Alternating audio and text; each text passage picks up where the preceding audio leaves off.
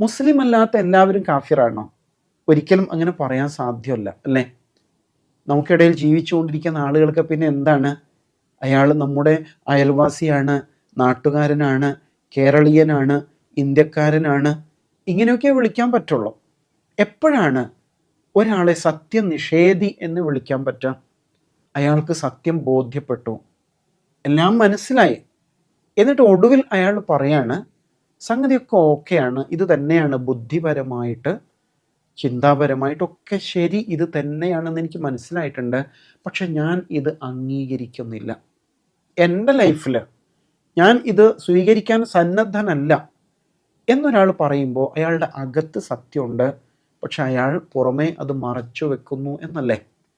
ഇത് തന്നെയാണ് കാഫിർ എന്ന വാക്ക് കൊണ്ട് ഉദ്ദേശിക്കുന്നത്. അത്രയേ ഉള്ളൂ. സത്യം അറിഞ്ഞുകൊണ്ട് മറച്ചു വെക്കാൻ.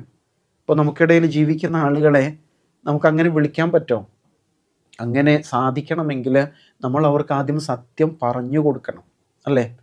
ഇസ്ലാം എന്ന പ്രകൃതി സത്യത്തെക്കുറിച്ച് ആളുകൾക്ക് പറഞ്ഞു കൊടുക്കണം. അങ്ങനെ അവർക്കത് ബോധ്യപ്പെട്ടതിന് ശേഷം ആണ് അവരൊരു നിലപാട് സ്വീകരിക്കുക. ഞാൻ ഇതിനെ അംഗീകരിക്കുന്നു. അപ്പോൾ അയാൾ മുഅ്മിനായി. ഞാൻ ഇത് വിശ്വസിക്കുന്നില്ല, എനിക്ക് സംഗതിയൊക്കെ മനസ്സിലായി, പക്ഷെ ഞാൻ സ്വീകരിക്കുന്നില്ല എന്നൊരാൾ പറയുമ്പോൾ അയാൾ കാഫിറാകും എന്നുള്ളതാണ്.